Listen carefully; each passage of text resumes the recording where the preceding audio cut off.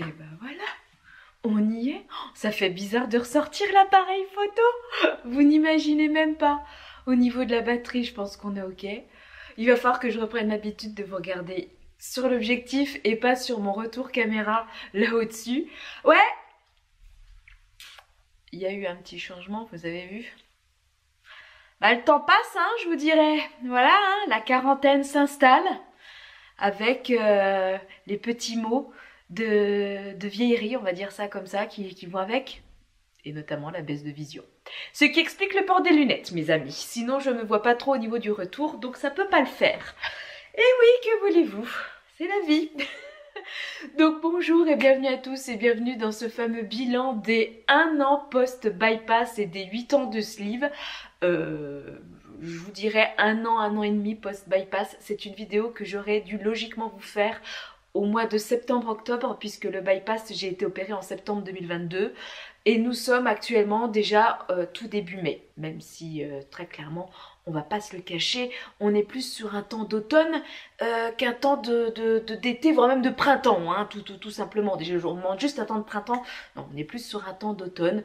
On va croiser les doigts pour que ce mois de mai soit quand même un peu plus agréable que ce mois de mars-avril, parce que je crois que très clairement, quelle que soit la région dans laquelle on habite, on n'a pas du tout été gâtés ces dernières semaines. Mais bon, on n'est pas là pour parler météo. Ce fameux bilan des 1 an post-bypass, bon, 8 ans de sleeve entre parenthèses, parce que comme vous le savez, depuis que j'ai été opérée de la sleeve gastrectomie en 2016, je vous partage régulièrement, tous les ans, je fais un point avec vous sur mon évolution par rapport à ces chirurgies, en toute transparence, que ce soit les difficultés, les réussites. Je reviens sur tout ça avec vous généralement tous les ans et donc là, il était temps que je fasse ce bilan-là avec vous. Je tiens quand même à préciser, ça c'est le premier truc qu'il faut que vous sachiez, j'ai beau partager mon expérience depuis 8 ans maintenant ici sur YouTube, que ce soit sur Instagram, sur les réseaux où vous voulez, je reste une patiente opérée de chirurgie bariatrique qui ne fait que vous faire part de son expérience personnelle. En aucun cas, je suis médecin professionnel de santé. Quoi qu'il arrive, toutes les questions auxquelles je vais répondre ici et on va dire les points informatifs que je vais vous apporter dans cette vidéo, référez-vous quoi qu'il arrive aux professionnels de santé qui vous suivent, aux médecins, aux chirurgiens, aux diététiciens. Comme je vous l'ai dit, moi je suis pas professionnelle de santé, je suis juste une patiente et ma parole ne vaut pas, clairement pas, la parole de professionnels de santé et c'est à eux que vous devez vous référer en priorité. C'est quelque chose que je précise toujours dans mes vidéos, il est quand même important de le dire et d'autant plus important maintenant qu'on est de plus en plus nombreux opérés à partager notre expérience. Référez-vous quoi qu'il arrive toujours aux professionnels de santé qui vous suivent, c'est la règle de base à suivre quand vous allez être opéré de chirurgie bariatrique. Alors avant de commencer, toujours petit point, non pas café mais décaféiné. Pour se motiver, ça n'a pas changé. Ça fait partie de ces petites addictions qui ne sont pas parties avec le bypass. Je tiens aussi à préciser pour cette vidéo que j'ai fait appel à vous, notamment via Instagram, en vous mettant une petite boîte à questions. Cette boîte à questions, je l'ai mise en ligne il y a à peu près 2 heures avant d'enregistrer cette vidéo pour pouvoir vous apporter notamment le plus d'informations possible concernant mon évolution. Je vous mettrai les petits encadrés quand c'est des questions que vous m'avez également posées sur Instagram. Donc déjà, comme tous les bilans, pour ceux qui ne me connaissent pas, je vais quand même me présenter pour que vous sachiez bien qu'il suffit de regarder toutes mes vidéos pour voir mon parcours, mon évolution, etc. Je pense que ça fait assez de vidéos, assez longtemps que je suis là, donc n'hésitez pas si vous voulez avoir de plus en plus d'informations sur mon parcours, de regarder les vidéos précédentes. Il n'y aura rien de mieux pour que vous ayez toutes les informations sur mon parcours. Donc moi, je m'appelle Céline. Pas évident, j'ai été opérée d'une sleeve gastrectomie en 2017, je faisais un poids avant de me faire opérer de 92 kg à peu près, pour vous référer un IMC d'environ 36,5 avec des comorbidités, un début de diabète notamment. Suite à cette sleeve gastrectomie, j'ai perdu 37 kg, j'ai atteint un poids de 55 kg à 1 an et demi, 2 ans post-op, poids que j'ai réussi à maintenir jusqu'à 3 ans et demi post-op, là où je suis tombée enceinte, une grossesse grossesse surprise, grossesse qui est arrivée en même temps que le rebond pondéral, hein. J'étais remontée à 59 kg alors que je m'étais stabilisée à 55 durant à peu près 3 ans. Suite à cette grossesse, il y a 10 kg que je n'ai jamais réussi à reperdre, 10 kg de reprise, et en septembre 2022, j'ai dû avoir recours à un bypass. Alors non pas à cause de cette reprise de poids après la grossesse que je n'arrivais pas à perdre, je le rappelle, on n'opère pas pour une reprise de 10 kg après une première chirurgie. Tout simplement, j'ai dû avoir recours à un bypass à cause d'une complication de ma sleeve, une torsion de l'estomac qui a été découverte début de l'année 2022. C'est pourquoi j'ai dû avoir recours à un bypass pour régler ce problème de torsion de l'estomac. C'était au mois de septembre 2022 et je vous reviens aujourd'hui actuellement pour faire le point sur ce bilan des 1 an post-bypass, plutôt 1 an et demi, pour vous dire exactement ce qu'il en est et comment ça évolue depuis. Du coup, j'en profite pour revenir avec vous sur une première question qui m'a été posée et je suis toujours extrêmement surprise de ce type de questions parce que c'est pas la première fois qu'on me la pose. Ce sont des questions qui reviennent régulièrement et vous le comprendrez quand vous verrez la question s'afficher ici. Je la reprends d'ailleurs sur mon téléphone. Bonjour Céline, je me fais opérer d'un bypass gastrique. Peux-tu m'expliquer qu'est-ce que c'est que cette opération ? Alors, ça c'est un truc et c'est pas du tout méchant de ma part. Je suis quand même toujours hallucinée d'avoir ce genre de questions de gens qui me demandent quel est le processus de la sleeve gastrectomie ou quel est le processus du bypass alors qu'ils vont se faire opérer. Ça me surprend toujours. Posez la question à votre chirurgien. Si vous savez que vous allez être opéré, c'est que j'imagine vous avez déjà eu des rendez-vous et vous ne savez pas ce qu'est exactement un bypass ou une sleeve. Pour moi, c'est inimaginable que le chirurgien ou le médecin ne vous explique pas précisément ce qu'est le bypass ou ce qu'est la sleeve gastrectomie, en quoi exactement ce type d'intervention consiste et les différences. Donc là, je vais quand même y répondre, notamment en l'occurrence en ce qui concerne le bypass. Mais sachez que c'est quand même pas normal qu'un professionnel de santé vous explique pas dans les détails comment se déroule ce type de chirurgie et que vous soyez obligé d'en faire appel à des gens qui partagent sur les réseaux sociaux, à des gens qui ont été opérés pour vous donner ce genre de réponse qui pour moi est une des questions de base, la première à poser aux chirurgiens. Je suis encore complètement hallucinée d'avoir encore ce type de questions suite à ma FAQ que je viens de poser il y a à peine 1 heure, quoi. Alors, c'est pas du tout méchant, je vais quand même te répondre puisque tu m'as posé la question. Mais je reste quand même assez hallucinée que vous n'ayez pas les réponses de la part des professionnels de santé qui vous suivent.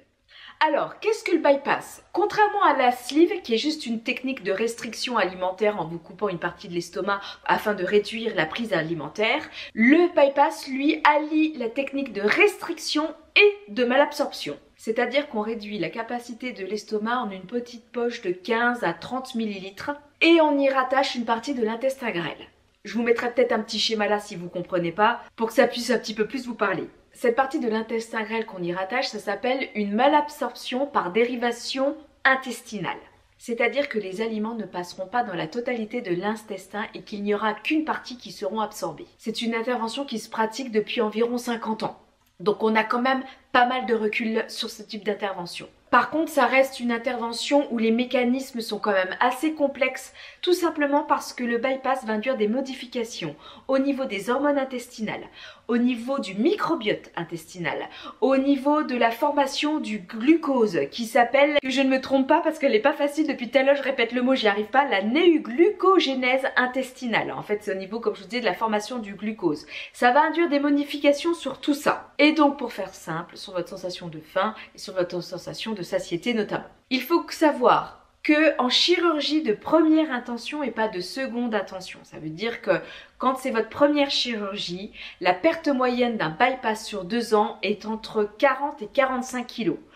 Alors bien sûr, ces chiffres sont à prendre avec des pincettes parce que ça varie bien sûr en fonction du patient, de l'âge, du contexte de vie, du métabolisme de chacun. Chaque personne est différente, c'est juste une moyenne et cela, je parle d'un chiffre quand il s'agit d'une chirurgie de première intention, ce qui n'est pas mon cas puisque j'ai été opérée d'une chirurgie en seconde intention, c'est-à-dire après une première chirurgie, puisque j'ai eu une sleeve gastrectomie avant. Et enfin, la dernière chose à savoir sur le bypass, c'est que la prise de vitamine à vie est capitale pour le bon déroulement de cette chirurgie. sur le long terme. Oui, effectivement, c'est une des contraintes du bypass, plus que la sleeve. Vous avez plus de risques de carence de par la malabsorption et donc oui, la prise de vitamines est à vie après ce type d'intervention. Donc ça c'était pour vous expliquer en quoi consistait exactement l'intervention du bypass. Donc maintenant on va en venir au vif du sujet. La question qu'on me pose le plus régulièrement, que ce soit là, il y a 2 heures ou même en règle générale, surtout quand les gens ne me connaissent pas forcément, où est-ce que tu en es au niveau de ton poids? Alors je vais faire 2 poids 2 mesures, c'est qu'à de le dire, je vais vous donner mon poids à 1 an post-bypass, vraiment à 1 an, et le poids à 1 an et demi. Et je peux vous assurer que je suis contente finalement de vous faire cette vidéo que maintenant. Parce que si je vous avais fait cette vidéo vraiment à 1 an post-bypass, c'est-à-dire sur l'automne 2023, j'aurais été dans cette phase euphorique, clairement. Les 1 an où on a quand même perdu une grande majorité du surpoids qu'on avait à perdre, où on se sent invincible clairement, et j'étais, même si je savais que c'était un peu, c'est pas un piège, je vais pas dire ça, mais que cette phase euphorisante généralement elle ne dure pas. Ça a été le cas avec la sleeve, je savais que ce serait le cas avec le bypass, mais quand on est quand même en plein dedans, bon après c'est toujours agréable, je vais pas vous dire de pas en profiter, au contraire j'en ai profité, j'étais très contente, mais je pense que j'aurais pas été aussi objective que je vais l'être maintenant avec vous. À 1 an post-bypass, j'étais descendue à un poids de 54 kg. Le poids le plus bas que j'ai pu faire aussi avec la sleeve. Donc revenu à mon poids finalement que j'avais réussi à atteindre au plus bas avec la sleeve gastrectomie. J'étais contente mais j'avais même peur parce que j'ai waouh, dis donc, c'est quand même arrivé assez facilement. Après ça ne faisait qu'une petite quinzaine de kilos. Avant le bypass, ce qui n'est vraiment pas énorme. Encore une fois, je le redis par rapport à mon bilan précédent, une chirurgie de seconde intention, on perd moins qu'une chirurgie de première intention, et surtout il ne faut pas que vous oubliez que moi j'ai été opérée du bypass pour une complication de ma sleeve, pas parce que j'avais repris du poids. Je vous rappelle que je ne faisais que 10 kg de plus qu'à mon poids avant de tomber enceinte après la sleeve gastrectomie. Donc on n'opère pas pour 10 kg.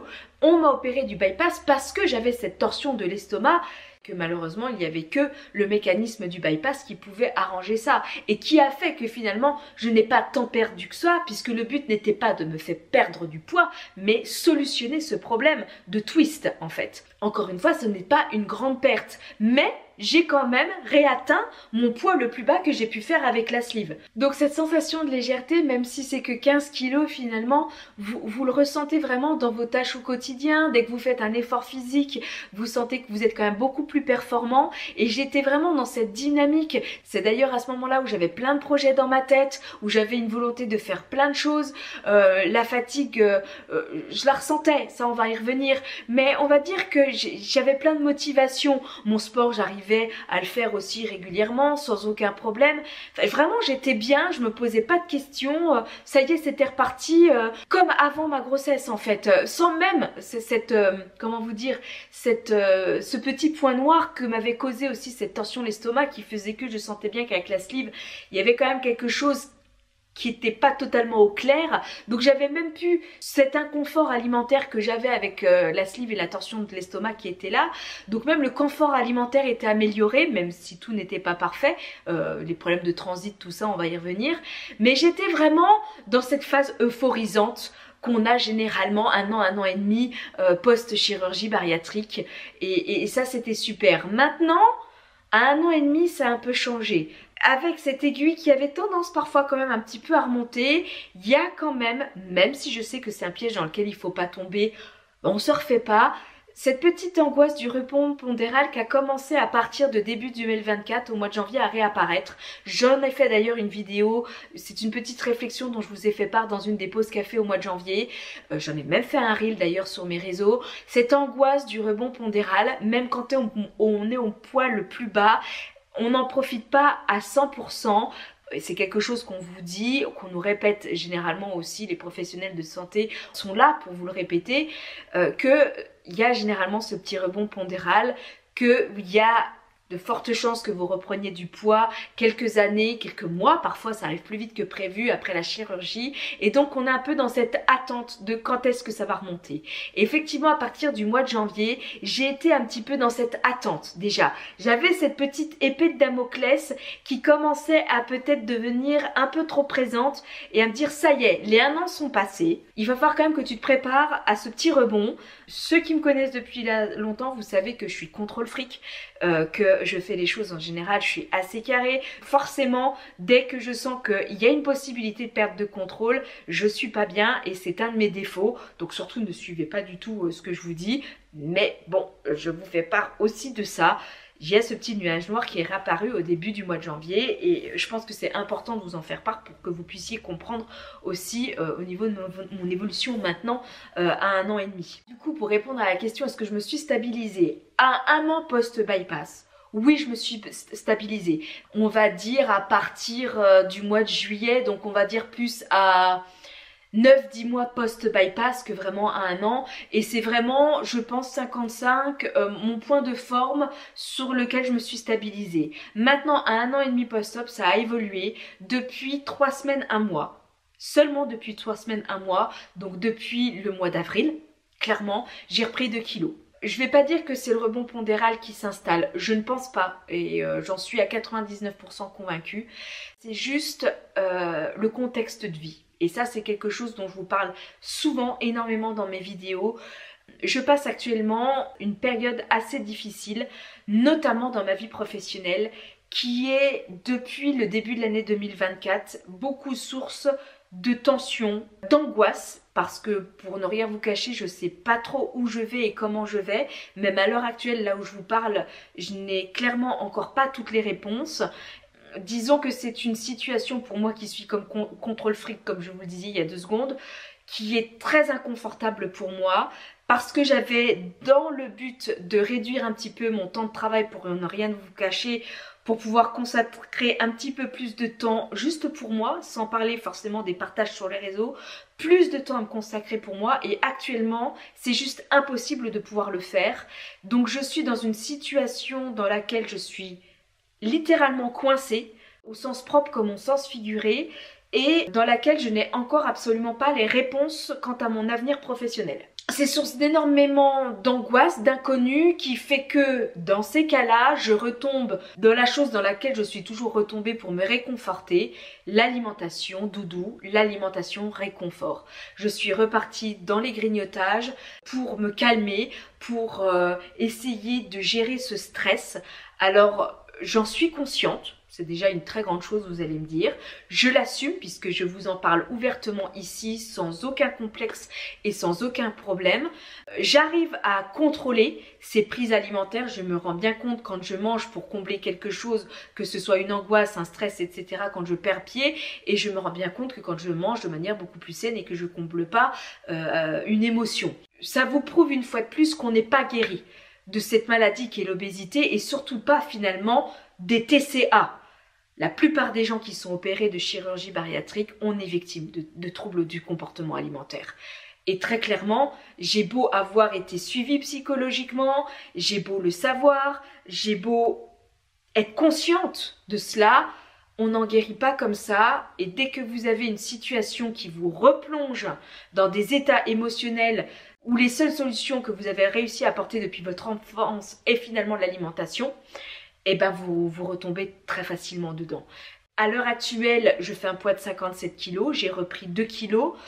On va dire que j'ai réussi à limiter la casse parce que depuis 2 semaines, je stabilise, je ne reprends pas plus. Mais on va dire que je n'arrive pas à les perdre alors qu'il m'est déjà arrivé à mes 55 kilos de remonter à 56,3, 56,5, d'être redescendu à mes 55 très facilement. Quand je vous dis très facilement, c'était au bout d'une semaine, les 15,55 étaient là.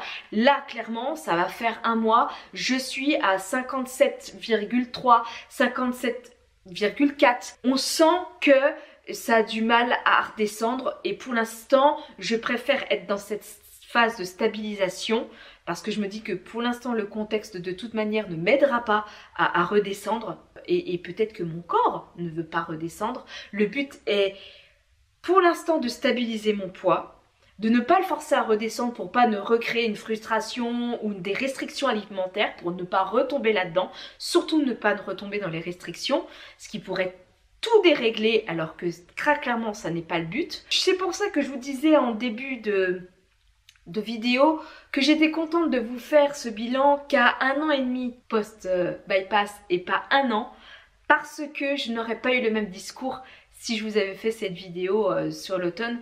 J'aurais pas eu ce recul de vous dire que la maladie obésité elle est toujours là et que même à 8 ans post-sleeve et à 1 an post-bypass, je suis encore en train de me battre avec, même si physiquement ça ne se voit plus parce que vous n'avez pas ce surplus de poids. Psychologiquement c'est encore là et physiquement aussi, il ne faut pas se leurrer, hein. Mon métabolisme est déréglé, il le sera à vie et il faudra que je lutte à vie contre ça. C'était pour moi important de vous le dire et d'être complètement transparente là-dessus avec vous. J'y ai passé un petit peu de temps.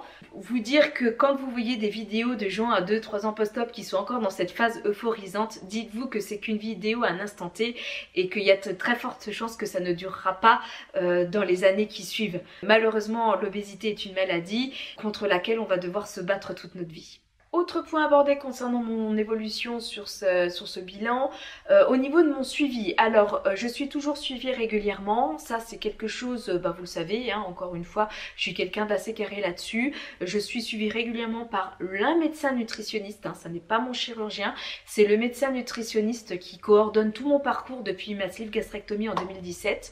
J'ai eu un rendez-vous avec lui en mars de cette année pour faire le point, que ce soit au niveau de l'évolution de mon poids, j'ai passé aussi une impédance-métrie et aussi d'un point de vue bilan sanguin, j'ai dû faire des analyses. Alors concernant mon bilan sanguin, j'avais eu un gros coup de fatigue, c'était au mois de janvier, avec des symptômes pas top. Il me semble que je vous en ai parlé encore une fois dans une pause café, mais pour ceux qui l'auraient pas vu, ça se traduisait beaucoup par des bouffées de chaleur qui m'arrivaient la nuit. C'était plus comme un gros coup de soleil, comme si je brûlais de l'intérieur sur tout le corps. Ça me réveillait la nuit. Et avec des fourmillements aussi au niveau des jambes, une sensation de malaise, j'étais même dans l'incapacité de me lever parce que sinon je sentais que j'allais tomber, que je tournais à la limite de l'évanouissement. Suite à ces symptômes, j'avais donc décidé d'utiliser l'ordonnance qui était prévue pour ce rendez-vous auprès du médecin nutritionniste pour vérifier que j'ai pas de carence, parce que lors de ce rendez-vous auprès du médecin nutritionniste, il me pose toujours cette question pour savoir s'il n'y a pas d'éventuelles carences, notamment en B12 qui peut avoir des conséquences neurologiques si j'avais pas des fourmillements dans les jambes, cette sensation de jambes un peu lourdes, etc. Sachant que j'ai eu ce genre de symptômes, je m'étais dit je vais tout de suite faire une prise de sang pour vérifier qu'il n'y a pas une carence et que ça ne nécessite pas d'être vu un petit peu plus rapidement que prévu. Donc suite à cette analyse, j'ai eu les résultats et finalement non, tout était normal, aucun souci, donc je n'ai toujours pas la réponse à ce phénomène qui s'est calmé depuis, hein. J'ai pas eu d'autres symptômes depuis ce mois de janvier par rapport à ça, donc peut-être un coup de fatigue, j'en sais rien, mais en tout cas au niveau carence, ce que je peux vous dire 1 an post-bypass, c'est que je n'ai pas de carence, mis à part peut-être le fer un petit peu, ce qui est quelque chose de complètement normal quand on est opéré du bypass, moins pour la sleeve, mais on va dire que même si c'est possible avec la sleeve, le bypass, c'est assez difficile de remonter les taux en fer quand on a été opéré d'un bypass. Ça c'est un des gros points noirs du bypass. Autant les autres vitamines ça va, mais le fer est assez compliqué de le garder et de l'assimiler correctement, ce qui est mon cas. Au niveau supplémentation, je continue à prendre mes vitamines de manière régulière et je pense que c'est ce qui explique le pourquoi je n'ai pas de carence. Il n'y a pas de miracle, hein. Si vous prenez pas vos vitamines, vous avez de gros risques de carence de par la malabsorption. Si j'ai pas de carence, c'est parce que je suis assez rigoureuse dans la prise de mes vitamines. Ça m'en vient à répondre à cette question. Quelles vitamines et compléments alimentaires tu prends? Est-ce que tu es toujours régulière? Alors, je prends effectivement toujours mes vitamines, je suis toujours aussi régulière. Je vais vous montrer ce que je prends au niveau des vitamines, qui n'a pas changé effectivement depuis même la sleeve. Peut-être c'est juste la posologie qui est peut-être plus importante avec le bypass. Donc, je vous parlais du fer. Je suis supplémentaire en fer. Personnellement, je prends le Fumafer en 66 mg et actuellement, j'en prends 3 comprimés par jour. Avant c'était 2, mais depuis ce rendez-vous sur le mois de mars, je prends 3 comprimés par jour, que maintenant je prends en fin de repas, 2 en fin de repas le midi et 1 comprimé en fin de repas le soir. Je prends également 2 fois par semaine, le mercredi et le dimanche, pour ne rien vous cacher, ma vitamine B12. Vous savez, ces fameuses petites ampoules que je dilue avec un peu d'eau ou parfois avec un peu d'eau aromatisée. Pour l'eau, mais c'est vraiment pas grand chose, hein. Je le dilue dans un fond de verre et en général je le prends le matin. Ce que je prends aussi au niveau des vitamines, je prenais toujours depuis le début, depuis très longtemps, A5 Forme et Vitalité. Vous savez, c'était 2 gélules que je prenais généralement le matin, qui me convenaient très très bien. Les gélules, j'ai jamais eu de problème pour les avaler, que ce soit avec la sleeve et encore plus avec le bypass. Et j'ai voulu changer parce que je me disais que c'était peut-être pas assez fort de par une grosse fatigue que j'ai ressentie, dont je vais vous parler un petit peu plus tard aussi, et donc j'ai décidé de passer par d'autres vitamines, notamment les vitamines de Fit For Me. Celles-ci, les WLS Forte. Pour ne rien vous cacher, je me suis fait influencer par les réseaux sociaux, vous êtes de nombreux opérés à prendre ces vitamines, et quand je vous parlais de fatigue, ce genre de choses, vous êtes quand même plusieurs à m'avoir fait des retours sur ces vitamines que vous trouviez très bien. Alors, je vais être complètement franche et honnête avec vous. Je les ai essayées durant quelques temps, mais apparemment ça ne me réussit pas. Déjà, première chose que j'étais très très étonnée, ce sont de grosses gélules. Mais vraiment de très grosses gélules. Ce sont de grosses gélules comme vous pouvez voir. C'est quand même assez difficile à avaler. Les A5 Forme et Vitalité sont plus petites. Secondo, je faisais l'erreur, je l'ai su plus tard, de les prendre au petit déjeuner. Il faut savoir que pourquoi j'ai été curieuse et attirée de prendre ces gélules-là, tout simplement parce que elles sont fortement dosées en vitamines. Beaucoup plus dosées, ce qu'on peut voir aussi dans le commerce, etc. Beaucoup plus dosées que même A5 Forme et Vitalité. Et c'était ça qui m'intéressait. Sauf que, quand j'ai commencé à les prendre, ça a concordé avec des douleurs intestinales extrêmement douloureuses. Le retour des diarrhées, alors que ça c'est pareil, je vais vous en reparler après, alors que ça s'était calmé par rapport au bilan des 6 mois. J'ai pas fait tout de suite le lien au départ avec les vitamines. Je pensais que c'était peut-être quelque chose que j'avais mangé, tout ça. Bon, à un moment donné, j'ai arrêté de les prendre. Et je me suis dit à un moment donné, Céline, il faut quand même que tu reprennes des vitamines parce que là, c'est pas bien, même si tu continues à continuer le fer, la B12, tout ça. Il faut quand même que tu reprennes certaines vitamines, donc reprends-les. Et bim, c'est là où j'ai fait le lien. Du moment où j'ai commencé à les reprendre, ça n'a pas loupé. Recrampe intestinale, alors que ça s'était calmé. Les diarrhées sont revenues avec des ballonnements, tout ça, je sais pas possible. Qu'est-ce qui a changé dans mon alimentation? Et c'est là où j'ai fait, mais attends Céline, c'est ça? Effectivement, j'ai eu des crampes intestinales quand j'ai commencé à prendre des WLS Forte. Ça s'est arrêté au moment où j'ai arrêté de les prendre. Et ça a repris direct dès que j'ai commencé à les reprendre. Donc là, j'ai fait, bon, clairement, il y a intolérance, ça me convient pas. Après, ce n'est que mon expérience personnelle, ça n'est pas parce que ça se passe comme ça pour moi que vous n'allez pas les supporter. C'est juste que moi, je pense que clairement, ça me convient pas. Sauf que je n'avais pas vu ou que je ne me souvenais pas, je vais pas non plus jeter la pierre à Fit For Me, c'est pas ça, j'avais pas vu que je m'étais engagée dans un abonnement. Il faut savoir que quand vous commandez ce type de gélule, vous vous abonnez, en gros, on vous prélève. Moi ça doit être 54 €, un truc comme ça, pour qu'on vous donne le nombre de gélules qu'il faut, que vous ne les oubliez jamais. Le temps imparti, ça doit être à peu près tous les 2 ou 3 mois je crois. Et donc j'ai vu que j'avais été prélevée 2 mois après, donc j'avoue que j'étais pas très contente, j'ai fait mince, c'est un abonnement. J'étais tellement sûre que ça allait me convenir, j'avais tellement de bons retours que je pense que je m'étais engagée dans un abonnement sans m'imaginer que finalement je serais intolérante avec ces vitamines. Donc je vais pour résilier l'abonnement et il faut savoir, et c'est pour ça que je suis complètement transparente avec vous, je préfère vous dire, si vous vous abonnez à Fit For Me, pour résilier, il faut absolument que vous ayez quelqu'un au téléphone pour justifier pourquoi vous résiliez, pourquoi vous voulez pas de ces vitamines, etc. Soit vous le faites directement par téléphone, soit vous envoyez un mail de demande de résiliation et on vous appelle. Bon, bah c'est ce qui s'est passé pour moi. J'ai envoyé un mail en disant que je voulais arrêter. On vous demande la cause, pourquoi vous voulez arrêter. Donc j'ai dit que ça m'apportait des crampes intestinales, que je ne tolérais pas les vitamines. Et effectivement, 2 jours après, il y a quelqu'un qui m'a rappelé. Et pour ça, j'ai beau avoir pas toléré les vitamines, ils ont quand même un service client qui est juste super et pour ça bravo à eux. Donc j'ai eu quelqu'un au téléphone, une diététicienne, en lui expliquant que bah oui, je voulais résilier parce que j'ai fait le lien entre les crampes intestinales, les diarrhées et la prise des vitamines et que clairement ça me convient pas. Et j'ai eu quelqu'un franchement d'extrêmement gentil au téléphone qui m'a expliqué et qui m'a demandé d'ailleurs à quel moment je les prenais.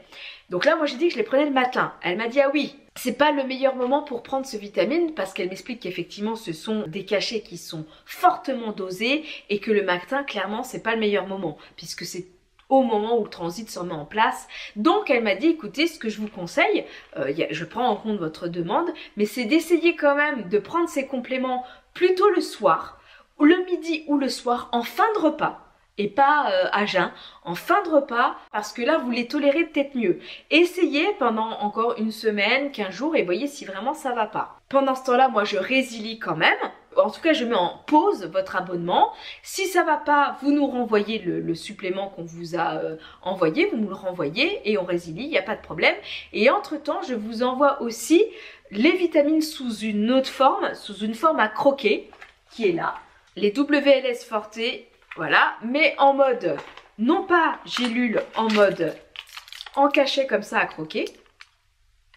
Vous pouvez même les couper en deux et du coup fractionner la prise au repas de midi, au repas du soir. Ça sera peut-être moins fort, moins d'un seul coup. Avec à côté la petite prise du cachet en fer en plus pour pouvoir apporter tous les suppléments vitaminiques qu'il vous faut.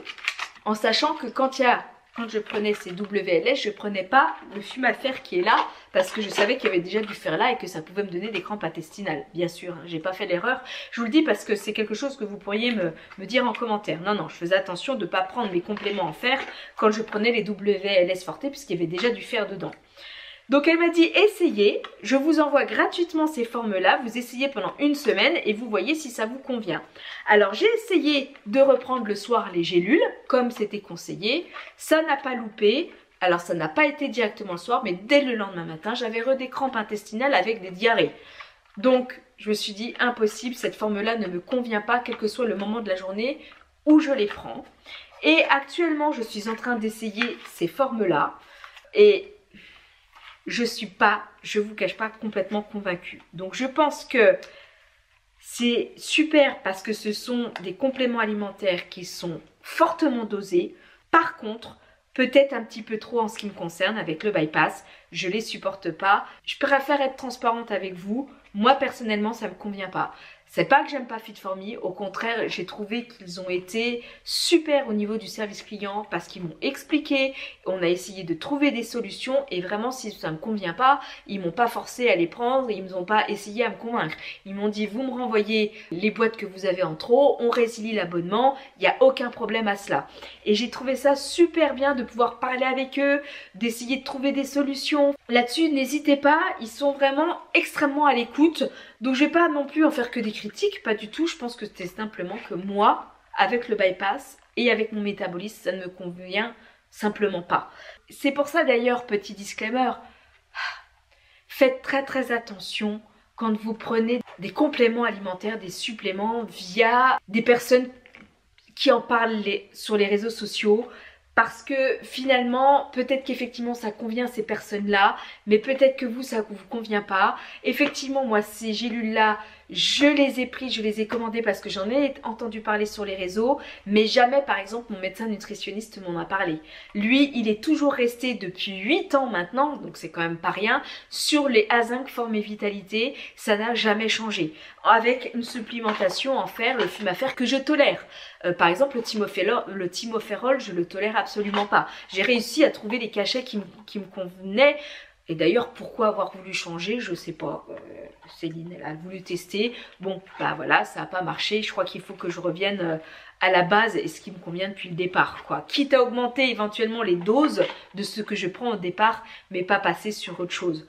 Donc faites quand même très attention. Privilégiez quand même l'avis médical, l'avis des médecins qui vous suivent, des professionnels de santé, et essayez quand même de pas trop vous faire influencer par ce que vous voyez sur les réseaux, parce que ça peut peut-être ne pas vous convenir et ça n'est peut-être finalement pas adapté à la chirurgie que vous avez. Faites attention, renseignez-vous en tout cas. Donc pour continuer sur les vitamines, j'en profite pour vous dire que je prends de la vitamine D en plus tous les 2 mois pour compléter les éventuelles carences. Et je continue de temps en temps, et là c'est la différence par rapport à la vidéo sur le bilan des 6 mois, je continue à prendre mon protecteur gastrique, les oméprazole, 40 mg, mais contrairement à ce que je vous disais dans mon bilan des 6 mois, ça reste occasionnel. Quand je vous dis occasionnel, il peut m'arriver de ne pas en prendre durant 1 mois. Et en fait, les reflux gastro-œsophagiens que je continuais de voir à 6 mois post-bypass, alors que c'était censé aussi régler ce problème-là, bah je n'ai réellement senti que les effets positifs du bypass par rapport au reflux qu'à 1 an post-bypass. À 6 mois, si vous regardez mon bilan, effectivement, ça me gênait encore et je comprenais pas. Et d'ailleurs, le chirurgien m'avait dit que je faisais partie peut-être de ces 10% d'opérés sur qui le bypass n'avait finalement aucune influence sur les reflux. Je peux vous dire qu'à 1 an post-op, et ça c'est la bonne nouvelle, au niveau des reflux gastriques, c'est le bonheur. J'en ai, je vais pas dire plus du tout, mais presque plus. Du coup, pour en finir sur au niveau des carences, vous l'aurez compris, 1 an post-bypass, finalement, ça va plutôt bien. Même s'il y a une certaine fatigue qui est là, c'est pas forcément dû aux carences, c'est juste la chirurgie qui fait qu'on peut être plus vite fatigué. Mais en tout cas, j'ai pas de carences plus mauvaises que ça pouvait l'être avec la sleeve. Elles sont à peu près au même taux que je pouvais avoir avant de me faire opérer du bypass.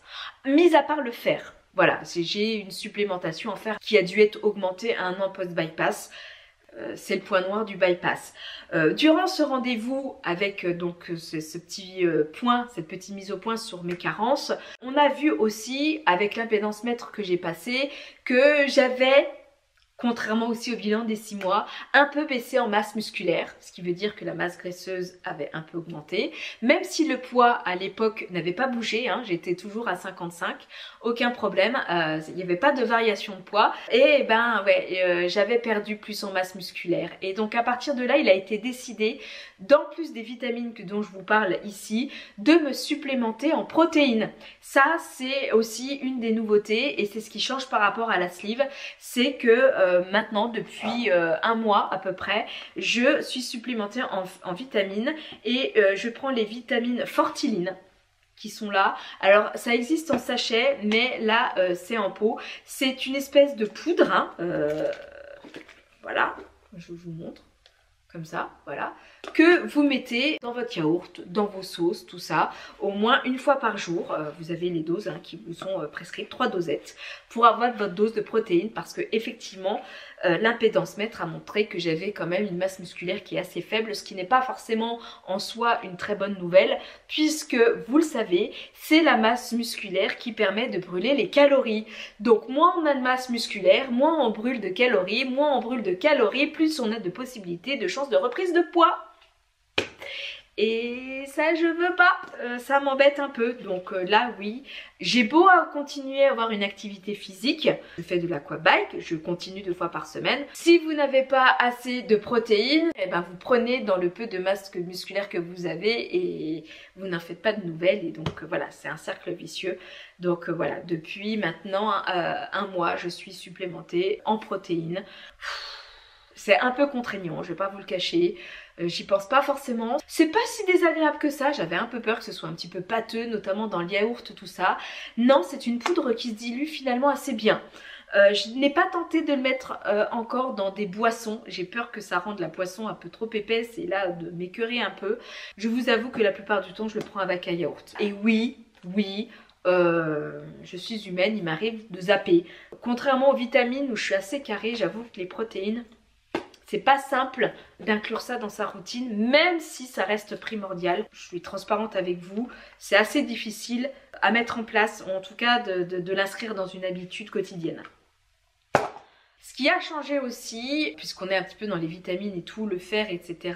au niveau des inconvénients, je vous parlais des inconforts intestinaux au niveau des crampes et tout dû aux vitamines. Et donc ce qu'il en est 1 an post-bypass, 1 an et demi, bah écoutez, ça va beaucoup mieux. J'ai quand même moins de diarrhée, ça y est, ça s'est calmé. 1 an post-bypass, ça s'est calmé. Par contre, oui, je peux le dire, 1 an post-bypass, ça s'est vraiment calmé. sur décembre, janvier. C'est-à-dire que même plus d'1 an. Il a vraiment fallu 1 an pour que mon corps s'adapte au mécanisme du bypass et notamment aux diarrhées. Ça ne veut pas dire que j'en ai plus. Je continue à en avoir parfois. Je ne sais pas trop à quoi c'est dû, j'ai pas forcément l'impression que ce soit quelque chose en particulier qui les déclenche, mais j'en ai quand même beaucoup moins qu'avant. Peut-être 1 à 2 fois par semaine. Ce qui est franchement pas énorme quand je vois d'autres opérés où c'est tous les jours quoi. Pour rentrer dans les détails, mes selles restent moulées, correctes. C'est plus du tout sous cette forme de bouse de vache assez ragoûtante avec une odeur assez spécifique. Non, non, mes selles redeviennent normales. Et ça par contre, pour ne rien vous cacher, ça a mis bien plus d'1 an pour pouvoir retrouver un transit normal à ce niveau-là. Même au niveau des flatulences, j'en ai beaucoup moins. Je pense que c'était lié. Dès qu'il y avait diarrhée, il y avait flatulence, qui va avec les ballonnements, avec le ventre gonflé.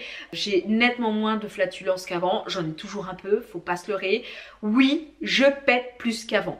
Le bypass fait plus péter. Je vais pas vous le cacher, mais ça n'a rien de comparable par rapport aux 6 mois post-op. Le cycle menstruel continue quand même à jouer. Quand je suis dans mes périodes de règles, comme toute femme, j'ai le ventre un peu plus gonflé, j'ai plus de gaz, j'aurais tendance à avoir plus de diarrhée et plus de paix malodorant durant cette phase-là. Mais là, je pense que c'est typiquement aussi hormonal, dû aux modifications hormonales. Et ça, c'est quelque chose sur lequel on ne peut pas avoir de contrôle. Donc il va falloir apprendre à vivre avec. Mais franchement c'est nettement plus gérable comparé à mon dernier bilan où je vous en parlais des 6 mois post-op. C'est quelque chose qui revient quand même à la normale. Donc soyez rassurés pour tous les futurs bypassés. En tout cas dans mon cas personnel, je vais pas faire de mon cas une généralité bien sûr. Mais en tout cas dans mon cas, si ça peut vous rassurer, ça a tendance à se calmer et c'est beaucoup plus vivable. Les dumpings aussi, je vous en ai pas parlé, j'en reviendrai peut-être un petit peu plus tard là-dessus. J'en fais quand même un peu moins. Alors... quand je parle de dumping, je parle vraiment de sensations de malaise, avec les palpitations qui vont avec, ces sensations de nausée, etc. Je parle pas de cette grosse fatigue qui peut arriver après avoir mangé. Je vais y revenir dessus un petit peu plus tard, parce que ça, je continue à y être confrontée et c'est quelque chose qui va falloir que vous apprivoisez, vous bypassez. Mais vraiment, les gros dumpings, les milesses, tout ça, aussi ça s'est calmé, comme les diarrhées, etc. C'est nettement moins fréquent. Cette vraie sensation de gros malaise est moins fréquent qu'avant aussi. Et d'ailleurs, ce qui me fait penser, petit tips, petit conseil que vous pouvez noter quand vous êtes bypassé, et slivé aussi, parce que ça peut vous arriver d'avoir des diarrhées aussi quand vous êtes slivé. Généralement, c'est parce que vous mangez trop riche, donc trop gras ou trop sucré, que vous avez un manque de féculents, que vous mangez pas assez de féculents, ou alors que votre alimentation est trop riche en fibres aussi. Ça peut effectivement favoriser les diarrhées. Donc faites attention. Du coup, ça m'amène à vous répondre à cette question. Le bypass engendre-t-il automatiquement des soucis et des contraintes liées au transit, les problèmes aux toilettes, les WC, etc. Alors non, non, ce n'est pas systématique avec le bypass, surtout pas sur le long terme, rassurez-vous. Chaque patient est différent, mais généralement, ça a tendance à se calmer avec le temps. Encore une fois, une alimentation équilibrée est gage d'un transit normal. Manger dans de bonnes conditions, calmement, équilibré, pas trop chaud, pas trop froid, pas trop riche, pas trop gras, pas trop sucré, fera que ça vous évitera d'être confronté à ce type de désagrément. Je ne vais pas vous le cacher, à chaque fois que ça m'est arrivé, la plupart du temps, en grande majorité, c'est parce que j'avais mangé trop vite, ça c'est une des problématiques liées à mon contexte de vie, ou que j'avais mangé trop gras ou trop sucré, et ça de manière volontaire dans le cadre de sorties entre amis, un restaurant, etc. Donc non, soyez rassurés, ça n'est pas automatique. Je sais que on a pu vous faire peur. Dans les épisodes du podcast, souvent, j'en viens avec des gens avec qui j'ai pu avoir ce genre de soucis de transit. Mais si vous écoutez d'autres épisodes, il y a des gens qui n'ont absolument aucun problème. Il y a des gens pour qui la chirurgie, ça se passe bien. Il y a des opérés qui sont même très étonnés de ne pas avoir finalement aucun inconvénient. Et même avec le bypass, ça n'est pas le cas de tout le monde. Il y a des personnes chez qui les premiers mois post-op, ça peut arriver le temps que le corps s'habitue au mécanisme de la chirurgie et ensuite ça se calme. Il y a des gens, malheureusement, ça durera quelques années. Ça n'est pas parce que chez certaines personnes ça dure tout le temps que ce sera le cas pour vous et vice versa. Et ça, encore une fois, nous on vous fait part, une fois de plus, de notre expérience personnelle qui ne sera pas forcément la vôtre. Vous n'aurez pas forcément le même vécu. Gardez toujours ça en tête. J'en viens du coup à aborder un autre point avec vous au niveau des quantités, parce que ça aussi c'est quelque chose que vous demandez souvent pour vous comparer, etc. Au niveau des quantités, franchement je mange plus que même il y a 6 mois post-op, même si ça reste dans de moindres mesures. Je mange un petit peu plus qu'à 6 mois post-bypass, ça reste quand même des quantités, je mange un petit peu moins que quelqu'un qui mange normalement, mais sincèrement, si vous ne savez pas que je suis opérée et que je mange avec vous, je pense pas que les gens se dirait cette femme est opérée. Alors je vais pas terminer mon assiette, mais je connais des gens qui n'ont pas été opérés qui finissent pas leur assiette non plus. Ça pourrait être l'équivalent de quelqu'un qui a un petit appétit, vous voyez. Et j'ai pas non plus vous dire, vous donner un chiffre ou vous donner des proportions parce que j'ai pas envie que vous compariez. Il y a des gens qui arrivent à manger une assiette comme il faut avec une chirurgie bariatrique. Il y en a qui vont juste manger le demi d'une assiette à dessert. Et je sais pas si c'est un patient plus modèle que l'autre à suivre. Du coup, il n'y a pas forcément un patient auquel vous devez plus vous référer qu'un autre par rapport à la prise alimentaire. Ça, c'est vraiment, je vous dirais, c'est en fonction de votre ressenti. Le meilleur indicateur qu'il soit, ce sont vos ressentis alimentaires. Quand vous ressentez que ça bloque, ça veut dire que c'est déjà trop tard, qu'il y a déjà la cuillère en trop, je vous dirais. C'est vous qui allez ressentir, là j'ai encore envie de manger, j'ai encore besoin de manger. Et c'est pas, ah là là, je mange plus que l'autre. Non, si vous avez encore faim, c'est tout simplement parce que vous pouvez et qu'il n'y a pas de problème et que c'est pas ça qui va vous faire grossir. Ou si vous sentez, oh là là, je comprends pas, je mange peu, je suis rassasié, c'est que ça vous suffit. Ne vous fiez qu'à vos sensations alimentaires et pas à ce que on vous dit ou ce que vous voyez ailleurs à côté. Vos sensations alimentaires, votre priorité, et pour ça, encore une fois, manger au calme et doucement, en prenant le temps de mastiquer, parce que si vous mangez vite, vous risquez d'être plus vite rassasié aussi. Ça ne veut pas dire que la quantité vous a suffi, ça veut dire que vous avez aussi peut-être mangé trop vite et que du coup, le rassasiement, vous n'avez pas assez mâché et que là, vous avez cette sensation de blocage qui arrive plus vite que prévu. Donc, non, fiez-vous vraiment qu'à vos sensations alimentaires. Ça m'en vient à m'amener au confort alimentaire. Je reste encore à l'heure actuelle sur mon premier avis que je vous ai donné dès les premiers jours post-bypass. Le confort alimentaire avec le bypass est 1000 fois mieux qu'avec la sleeve. Il n'y a pas cette sensation de blocage direct qu'il y a avec la sleeve. Par contre, du coup, ça peut être extrêmement vicieux, c'est-à-dire que la cuillère de trop, et même encore à un an post-bypass, on la sent moins vite et du coup, waouh, quand on a la cuillère de trop, on peut très vite avoir cette sensation de fatigue, pas être bien et ne pas la voir venir comme avec la sleeve. Mais d'un point de vue prise alimentaire, c'est quand même plus agréable de manger parce que quand vous déglutissez, quand vous avalez, les sensations sont pas les mêmes. Je pourrais pas vous expliquer. On parle vraiment de sensations au niveau du sternum, cette sensation de blocage que vous pouvez avoir avec la sleeve et que vous n'avez pas du tout avec le bypass, pas de manière si brutale. Et du coup, il y a moins d'appréhension, il y a une autre forme d'appréhension dont je vais vous parler tout de suite après, mais il n'y a plus cette appréhension de la douleur. Et du coup, c'est quand même une prise alimentaire qui est plus confortable. Par contre, il y a ce côté vicieux. De par ce confort alimentaire, finalement, la différence qu'il y a par rapport à la sleeve qui vous arrête brutalement et qui fait que du coup vous ne pouvez pas manger plus que ce que vous ne pouvez, le bypass, la cuillère en trop, vous la sentez un peu plus tard, donc vous avez le temps d'ingérer un petit peu plus que prévu. Et les inconvénients liés à ça, c'est qu'il y a cette grosse fatigue qui, je sais, est une sorte de dumping puisque le médecin à qui j'en ai parlé me l'a confirmé. C'est un dumping. Mais il n'y a pas cette sensation de malaise en fait. C'est juste un gros coup de barre qu'il y a après chaque repas. Surtout si on a mangé peut-être un peu vite ou un peu trop. Et moi, depuis que j'ai été opérée du bypass, il y a une sorte d'appréhension de manger qui a pris un petit peu le dessus petit à petit. Ça s'est pas fait comme ça du jour au lendemain, ça se met en place sur plusieurs mois. Où on en a tellement marre de cette fatigue, de ce coup de barre qui nous plombe vraiment au point de vous dire il m'est arrivé à plusieurs reprises de devoir m'allonger parce que je suis fatiguée. J'ai juste envie de m'allonger et de dormir. Ça m'est arrivé dans le cadre du travail. Ça m'arrive ici encore parfois dans le cadre de la famille où du coup je me restreins volontairement à manger moins pour ne pas avoir cette sensation de fatigue après. Il y a insidieusement une restriction alimentaire qui refait surface parce qu'on ne veut pas avoir à faire à ce gros coup de barre qui nous plombe et qui fait qu'on a du mal à repartir après un repas. Et quand je vous parle de cette fatigue, c'est vraiment une fatigue handicapante.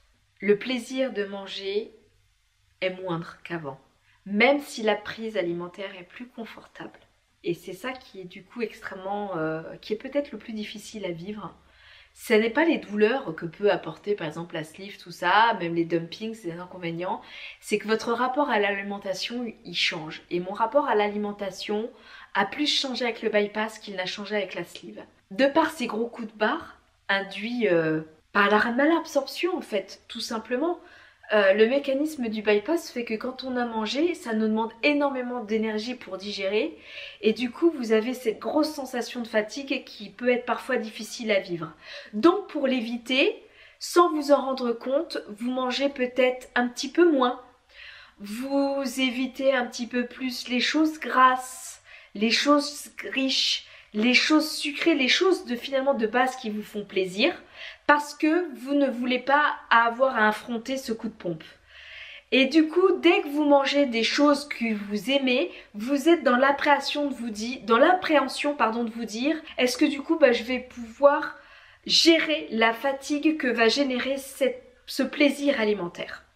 Et je sais que je suis pas la seule, c'est pour ça que je vous en parle, de cette appréhension de manger, du plaisir du manger qui est moindre. Vous dire, lorsque j'en ai parlé au médecin nutritionniste, il m'a dit vous êtes la deuxième aujourd'hui à me faire part du plaisir de manger qui est altéré de par ces gros coups de fatigue que vous avez après l'ingestion des repas. Et du coup, sans vous en rendre compte, inconsciemment, vous vous restreignez, vous repartez dans la restriction, que ce soit au niveau quantité ou que ce soit au niveau des choix des aliments pour éviter cette fatigue. Et vous n'êtes plus du coup dans juste ce plaisir de manger. Ça c'est typique des gens qui sont bypassés et c'est dû notamment à cette fatigue qu'induit la digestion. C'est quelque chose de nouveau que j'apprends à apprivoiser comme toute chirurgie qui m'apporte encore quelques inconvénients. Qui fait que dès que je suis à mon travail ou dès que je suis en collectivité ou que je suis avec du monde ou des amis, tout de suite, il faut que je fasse attention parce que je sais que ça ou ça va créer une fatigue qui fait que ça peut donner l'impression aux gens, mais en fait, on te fait chier, on t'emmerde, t'es là, tu discutes pas, t'es dans ton coin, pas tu tires la gueule, mais c'est un peu ça. Non, c'est pas qu'on fait la tronche, c'est que on a ce gros coup de pompe et même suivre une conversation devient compliqué. On a juste une envie, c'est d'aller se coucher et dormir et ça c'est assez difficile à vivre. Et ça induit une espèce d'appréhension de manger, de restriction sans le vouloir, dans laquelle je suis en train un petit peu de tomber. Il faut faire attention. Ça peut être perturbant de par ces gros coups de fatigue après avoir mangé, qui peut durer jusqu'à 20-30 minutes après l'ingestion du repas. Après, ça peut repartir, hein, mais parfois ça peut être long de retrouver l'énergie et la motivation de passer à autre chose et de continuer ces tâches du quotidien. En fait, c'est ce qui me permet de déjà vous donner des premières réponses par rapport à cette question qui m'a été posée. Peux-tu nous dire les différences de vécu entre la sleeve et le bypass ? Alors là, je vais vous dire tout de suite, il y en a quand même pas mal et je pense que ce bilan va être assez long comme ça, donc je ne vais pas revenir ici dans le détail dans ces différences entre mon vécu sur la sleeve et le bypass. J'en ferai une vidéo dédiée, sans doute cette vidéo-là sera la prochaine qui viendra sur ma chaîne parce que c'est clair que c'est une question que vous me posez régulièrement du fait d'être passé par et la sleeve et par le bypass. Vous me posez la question, même vous sans y être confronté, lorsque vous me posez les questions sur quel type de chirurgie vous voulez vous orienter. C'est d'ailleurs la question qui revient le plus souvent, quelle est la différence? Et ça j'en ferai du coup une vidéo dédiée, ce sera plus simple. En fait ce que je peux vous dire, et d'ailleurs ça m'amène un petit peu du coup à pas à clôturer cette vidéo, mais à apporter un des points peut-être les plus... ce qui m'a peut-être le plus interpellée avec le bypass, c'est la déprime qui peut être liée à la fatigue, due à l'énergie que demande le mécanisme du bypass. Comment vous dire? On se doute, on vous le dit, le bypass, il y a plus de possibilités de carence, même si j'en ai pas, hein, à part le faire, et encore... Ça, on n'est pas dans de la carence puisque je ne suis pas en dessous des touches, je suis juste à la limite. Il y a quand même cette fatigue due au bypass. Cette fatigue, on la connaît, on nous en parle, on se dit les premiers mois post-opératoires, après une chirurgie bariatrique, c'est normal de se sentir fatigué.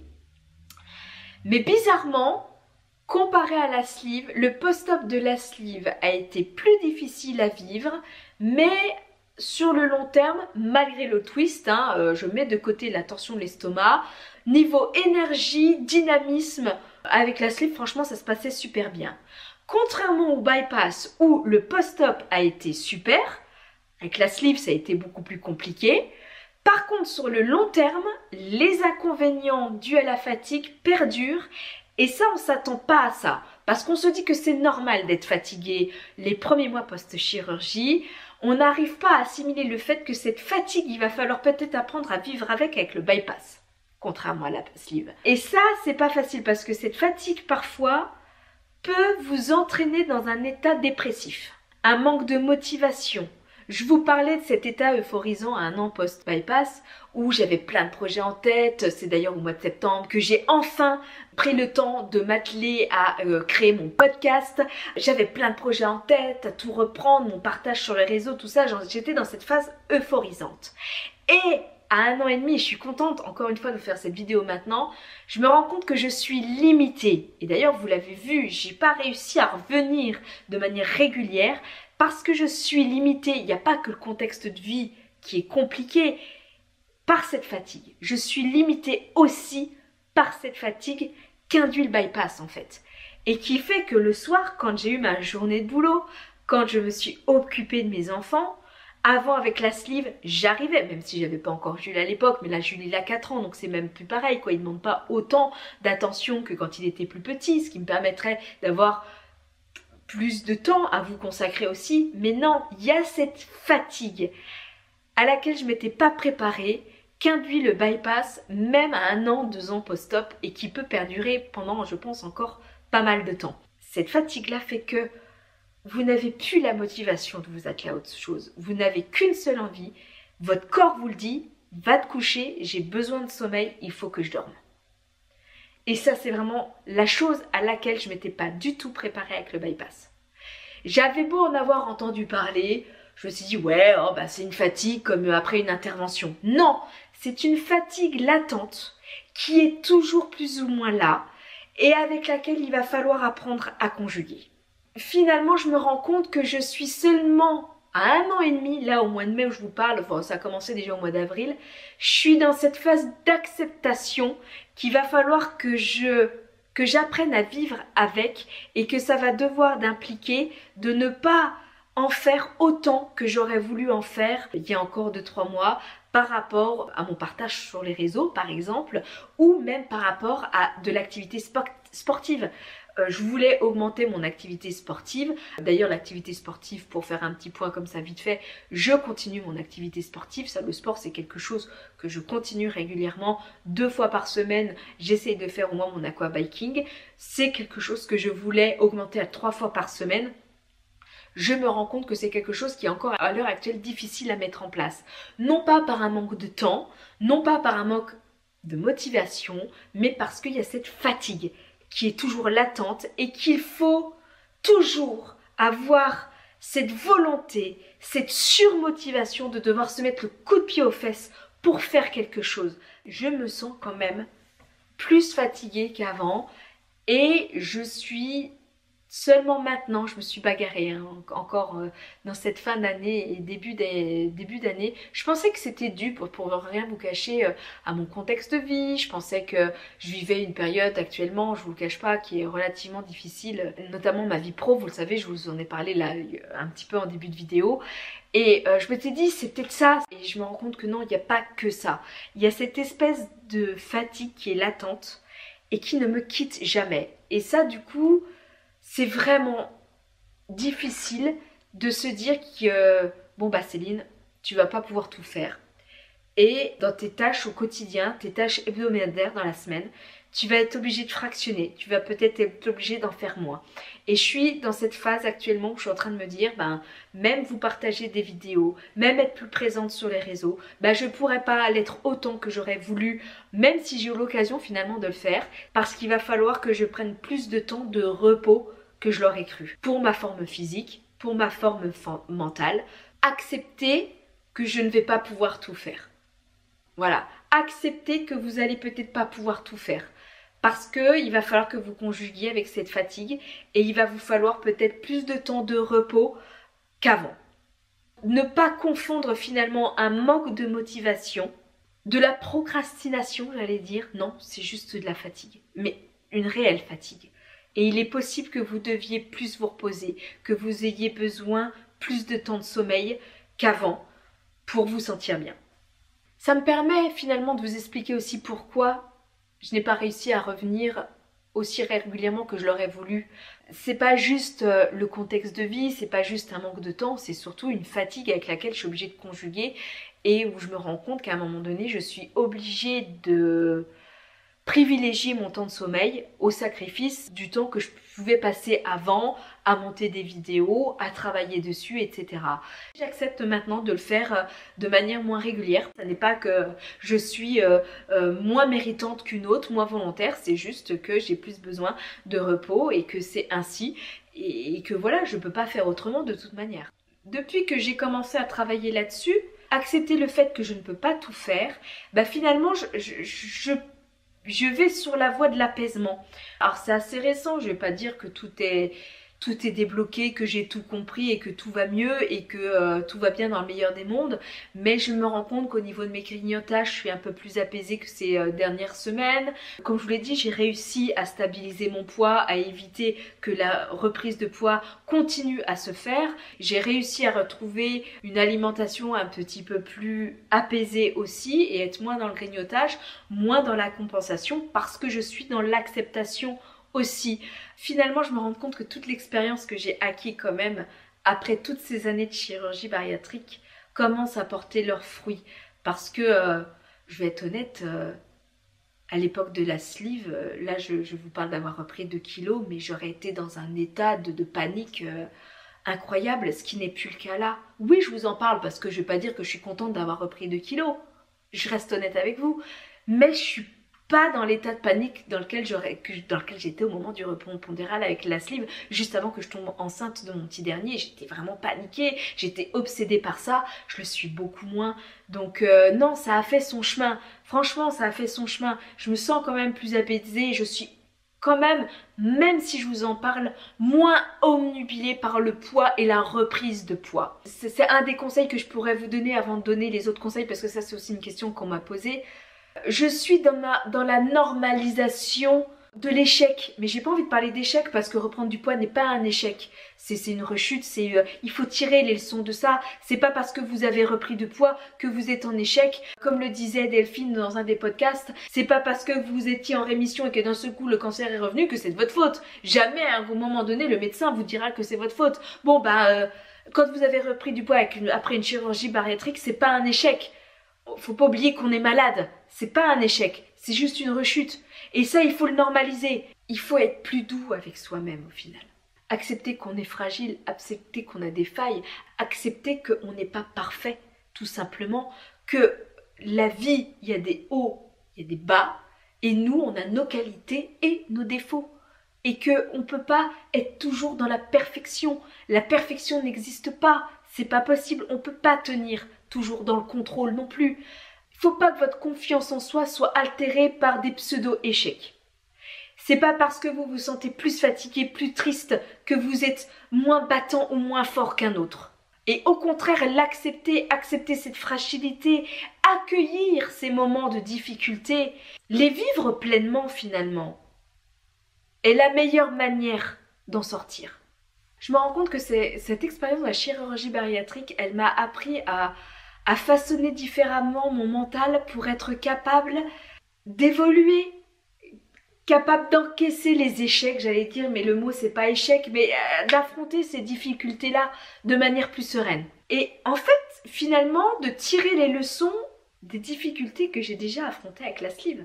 J'ai cheminé depuis 4 ans finalement, même 5 ans, parce que c'était à peu près cette période-là qu'il y avait le rebond pondéral avec la sleeve où j'étais complètement paniquée. J'ai une autre manière d'aborder les choses en fait. Ok Céline, tu vas pas pouvoir faire ce que tu aurais voulu mettre en place du moment où tu aurais eu peut-être plus de temps. parce qu'il y a cette fatigue qui est due au bypass. Au lieu de rester dans cette forme d'injustice et de ruminer là-dessus, et ben trouve des solutions et accepte et fais des choses différemment pour ne pas être frustré. Si ça peut pas se faire comme ça, et ben fais-le autrement et n'abandonne pas l'idée. Cherche des solutions, contourne le problème. C'est ce que je suis actuellement en train d'apprendre une fois de plus avec le bypass. Vous voyez, chaque chirurgie fait que vous tirez des leçons. Alors je suis un petit peu peut-être dans ma psychologie à deux balles, hein. Je suis complètement d'accord avec vous. Mais je suis vraiment en train de vous faire part de mon état d'esprit par rapport à cette chirurgie-là. C'est le but aussi de ces bilans, de vous montrer comment aussi on évolue. Ça peut peut-être aussi vous donner des petits exemples afin que ça puisse vous parler des petites choses auxquelles vous pouvez aussi vous raccrocher pour vous sortir d'une situation que vous pensez inextricable. Et donc par rapport à cette fatigue, tout ça, je pense qu'il y a une question qui m'a pas été posée, mais qui risque d'être posée suite à cette vidéo. Est-ce que tu regrettes finalement le bypass, Céline? Parce que cette fatigue, quand même, ça n'a pas l'air simple. Malgré tout, je regrette pas le bypass. Parce que, encore une fois, physiquement, malgré cette fatigue, je me sens quand même mieux. J'ai réglé le problème de cette torsion. Faut pas oublier que moi j'ai été opérée parce que j'avais une complication due à la sleeve, une torsion de l'estomac. Même s'il y a cette fatigue après certaines prises alimentaires, j'ai quand même pu cette douleur que j'avais continuellement avec la sleeve due à la torsion de l'estomac. Donc non, ce sera à refaire, je referai le bypass. Je me sens quand même du coup dans une forme physique qui est meilleure qu'avec la sleeve parce que j'ai pas cette douleur. Il y a cette fatigue avec laquelle je suis obligée de conjuguer, mais ça c'est comme toute chirurgie, j'imagine qu'avec les années ça s'apprivoise aussi. Donc non, je ne regrette pas, ça m'a permis, même si c'était pas le but de cette chirurgie, de me délester des 10 kilos que je n'arrivais pas à perdre après ma dernière grossesse, de retrouver un corps qui me correspond, dans lequel je me sens bien, dans lequel je me trouve jolie, dans lequel je suis tout simplement en adéquation avec moi-même. Donc non, je ne regrette absolument pas. Et d'ailleurs, ça me permet de venir à une question qui m'a été posée. Est-ce que tu comptes en repasser par la chirurgie réparatrice? Non, il n'est pas du tout prévu que j'en passe par une chirurgie réparatrice. Déjà, je n'ai pas assez de dégâts pour pouvoir que ce soit pris en charge par la sécurité sociale. Franchement, je n'en vois pas l'intérêt, pour être honnête. Alors, il y a l'âge aussi qui fait que, et comme je vous disais, tout le cheminement que j'ai eu, les priorités sont plus les mêmes. Je suis nettement moins obsédée par l'apparence physique que ça pouvait l'être même après la sleeve, comme je vous disais. Donc c'est plus du tout une priorité. Si c'était à faire, si vraiment on me disait si tu avais une chirurgie réparatrice esthétique que tu voudrais faire, je vous cache pas, ce serait toujours la poitrine, parce que au-delà de la perte de poids, il y a aussi l'âge, les seins qui tombent, la poitrine qui tombe, c'est pas très joli. Je me sentirais plus confiante aussi de me permettre de pouvoir enlever un soutien-gorge en été, de pouvoir mettre des vêtements sans me sentir obligée de mettre un soutien-gorge pour avoir une poitrine qui est soutenue. Ouais, ce serait l'idéal, mais là on est clairement sur, je vais pas dire du caprice, mais on est clairement sur de l'esthétique, on n'est même pas sur de la chirurgie réparatrice quoi. Donc non, il y a une époque je voulais me faire opérer d'un lifting des cuisses, c'est plus du tout d'actualité. Je vais pas dire que je l'accepte, je vais pas dire que je le vis vraiment super, j'ai encore quand même pas mal de mal au niveau de mes jambes, il y a pas mal de cellulite, il y a la peau qui pend, mais bon encore une fois c'est pas... Ça ne me gêne pas au point, en fait il est là le truc, ça ne me gêne pas au point de focus sur ça et de me dire il faut absolument que je me fasse opérer. Non, pas du tout. Et pour ça d'ailleurs, je le sais, et je peux pas trop vous aider là-dessus, j'ai beaucoup de chance. Je fais partie de ces rares opérés qui n'ont pas eu besoin d'en passer par une chirurgie réparatrice après une chirurgie bariatrique. N'oubliez pas que, comme je vous l'ai dit dans ma présentation, je ne partais pas d'un poids très haut. Je ne faisais, avant de me faire opérer de la sleeve à mon poids le plus haut, qu'un IMC de 36,5. Ma chirurgie a été prise en charge parce qu'il y avait une comorbidité qui était le diabète, mais pas parce que j'étais à un IMC morbide, pas du tout. J'étais à un IMC de 36,5, ce qui n'était pas non plus énorme. Donc, les dégâts notamment au niveau de la peau, ont été limités avec la perte de poids parce que à ma perte la plus grande, je n'ai perdu que 37 kilos. Donc d'un point de vue élasticité de la peau, ça n'a pas trop eu de répercussions. En tout cas, ça a limité la casse. Et enfin, pour conclure cette vidéo, je vais répondre à la dernière question qui me permet un petit peu de faire un petit résumé et de vous apporter peut-être quelques conseils vraiment à retenir par rapport à ce bilan des 1 an post-bypass, c'est avec le recul, 3 conseils pour une future bypassée, s'il te plaît. Alors, je vais pas t'en donner 3, je vais t'en donner 5. Mais je vais les citer par ordre d'importance, je veux dire. Donc si tu veux en retenir que 3, ne retiens que les 3 premiers. Le premier conseil que je puisse te donner, prends du temps pour toi. Ne sous-estime pas le temps de repos après un bypass. La fatigue liée au bypass n'est pas juste une fatigue post-chirurgie quelques mois après comme toute chirurgie. Ça peut être, comme je l'expliquais, une fatigue latente qui peut être difficile à vivre au quotidien et il va falloir vraiment que tu places des moments de repos. Ça ne veut pas forcément dire dormir, hein, pour pouvoir te ressourcer et retrouver un peu d'énergie. Surtout après les repas, faire attention à ça. Il va falloir te ménager et il va falloir que ce soit du temps que tu organises dans la gestion de ton quotidien. Préviens du coup tes proches qu'il y a des moments où il faudra ce temps-là pour que tu puisses recharger les batteries tout simplement. Deuxième conseil, manger au calme dès que possible. Déjà, pour garder le plaisir de manger, ne pas tomber dans cette fameuse restriction cognitive involontaire de par la fatigue que peut engendrer la digestion après un bypass. Prends le temps de manger et de mastiquer correctement pour garder ce plaisir de manger. Et pour ne pas tomber dans cette appréhension de manger de par la digestion difficile qu'induit un bypass. Troisième conseil, continue, quoi qu'il arrive, de pratiquer une activité sportive. Il est important de bouger, pas seulement pour maintenir une perte de poids ou pour enclencher la perte de poids, mais surtout pour garder une forme physique, pour maintenir ta masse musculaire et aussi pour garder une forme mentale. L'alimentation, n'oublie jamais, ne fait pas tout. Alors elle fait en grande partie la perte, hein, bien sûr, mais l'activité physique est ultra importante et elle t'aidera aussi à passer ces petits coups de pompe, ces moments de fatigue qui peuvent parfois peut-être t'amener à une certaine forme de déprime, et le fait de bouger, d'être en mouvement peut te permettre de vivre cette fatigue au mieux. Alors ça va te demander parfois de te mettre un bon coup de pied aux fesses, ne l'oublie jamais, mais tu seras toujours extrêmement contente de l'avoir fait et tu verras que mentalement ça ira beaucoup mieux après avoir bougé que de rester sur ton canapé même si tu te sens très fatigué. Le quatrième conseil qui est quand même à retenir, hein, je t'avais dit les 3 conseils, mais le quatrième qui est ultra important et que je pourrais te donner, c'est qu'il va falloir que tu fasses un travail d'acceptation sur l'impact du bypass et notamment ses inconvénients sur ton quotidien. Ça n'est pas en ruminant dessus que ça va arranger les choses. Il va falloir que tu apprennes à vivre avec et je vais pas dire à te dire c'est le jeu et à l'accepter comme ça, mais accepter que oui, je me suis fait opérer d'une chirurgie bariatrique. Forcément, il risque d'y avoir des inconvénients sur ma vie au quotidien. Accepter ces inconvénients, les troubles digestifs, tout ça, va te permettre aussi de mieux les vivre. C'est quelque chose qu'il faut surtout pas que tu oublies. Vous pouvez pas vous faire opérer et pump it up, c'est pas possible. Il y a des inconvénients, ils sont là, il va falloir apprendre à vivre avec et surtout en fait les accepter. 5e conseil, qui est quand même pas des moindres, prendre tes distances par rapport aux réseaux sociaux. Surtout au moment du rebond pondéral s'il y a, au moment où tu te sens fatigué ou au moment où tu te sens déprimé. Il n'y a rien de pire que de regarder les réseaux sociaux et de se comparer quand on ne va pas bien. Donc quand tu sens que quand tu as vu une story, une publication ou que quand tout simplement tu as scrollé Instagram ou TikTok ou quoi que ce soit et que tu te sens pas bien après, c'est que c'est peut-être une alerte pour te dire là cocotte, il est temps de prendre tes distances par rapport aux réseaux sociaux.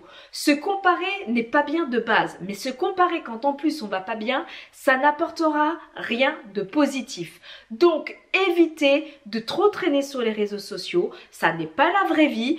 Prendre surtout beaucoup de recul quand tu n'es pas dans un état super en forme et que tu te sens peut-être un peu fragile émotionnellement. Et d'ailleurs, rester à regarder les réseaux sociaux, je pense pas que ça aide non plus à prendre du recul par rapport au poids et par rapport à l'obsession du poids en fait. Plus vous allez regarder des gens qui vous parlent de chirurgie, qui vous parlent de poids, tout ça, plus vous êtes baigné dedans et je suis pas sûre que au final ça vous aide vraiment à prendre du recul sur la situation ou vous sentir réellement bien dans votre peau. Donc oui, dès que tu peux, prendre du recul par rapport aux réseaux sociaux et vivre la vie réelle de ton quotidien en mettant en place des petites choses autres que les réseaux. Ne pas oublier de prendre du temps pour faire des petites activités artistiques. Je parlais de sport tout à l'heure, même pour se libérer d'esprit, c'est pas forcément le sport, c'est la lecture, le dessin, la danse, le théâtre, sortir avec des amis. Prenez le temps aussi pour ça.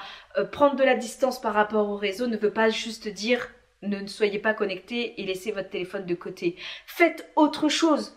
Que le plaisir vous soit apporté par quelque chose de concret et de réel dans votre quotidien, par une activité artistique par exemple. Voilà les meilleurs conseils que je puisse vous donner si vous êtes en vue d'une chirurgie, que ce soit bypass ou sleeve gastrectomie ou anneau ou quoi que ce soit d'ailleurs. Voilà, du coup j'en arrive à la fin de cette vidéo. Je pense que c'est encore un bilan qui est assez long, un bilan à mon avis qui va être un petit peu différent des autres parce que je pense que je vous ai fait part un petit peu plus du coup de mon état d'esprit à un an post-bypass que finalement mon état physique. Je trouvais ça pas plus mal non plus d'aborder ces bilans sous cette forme-là parce que je me rends compte que j'aborde toujours un petit peu les mêmes thèmes sur les bilans et d'ailleurs s'il y a des thèmes que je n'ai pas abordés, que j'ai abordés dans les autres bilans, que je n'ai pas abordés ici, c'est tout simplement parce qu'il n'y a pas eu de changement et que je vois pas forcément avoir quelque chose à redire ou à ajouter, c'est que ça n'a pas changé par rapport à mes anciens bilans. Voilà, j'espère que cette vidéo vous aura plu. Je sais, enfin, j'aurais mis du temps à vous la faire, mais elle est enfin là. N'hésitez pas à me laisser des petits commentaires, je suis toujours ravie de vous lire, même si parfois je mets un petit peu de temps à le faire, je suis toujours ravie de vous lire, je suis toujours ravie de vous répondre. N'hésitez pas à mettre un petit like, à partager la vidéo. Si vous voulez aussi me suivre ailleurs que sur YouTube, je suis présente, même si je le suis un peu moins, je continue à l'être quand même sur Instagram, sur Facebook, ou alors via aussi mon podcast, Le poids des kilos, on peut se retrouver là aussi. Si vous d'ailleurs vous n'avez pas écouté encore des épisodes ou si vous êtes en retard, n'hésitez pas à le faire. Ah pareil, laissez un petit like aussi, ça me fera extrêmement plaisir. En attendant, moi je vous dis, j'espère à très bientôt dans une prochaine vidéo, ici ou ailleurs, ou un podcast, ou une publication, ou je ne sais quoi. En attendant, je vous fais de très très gros bisous et je vous remercie encore vraiment un très très grand merci pour les nouveaux abonnés qui continuent de s'abonner, même si ça faisait longtemps que j'avais pas publié, pour vos commentaires, votre présence au quotidien, même si j'ai été un petit peu moins régulière ces dernières années. Encore une fois, merci pour tout ça parce que je suis toujours autant touchée et voilà. Donc, je vous fais à tous de gros bisous et je vous dis, j'espère à très vite. Ciao!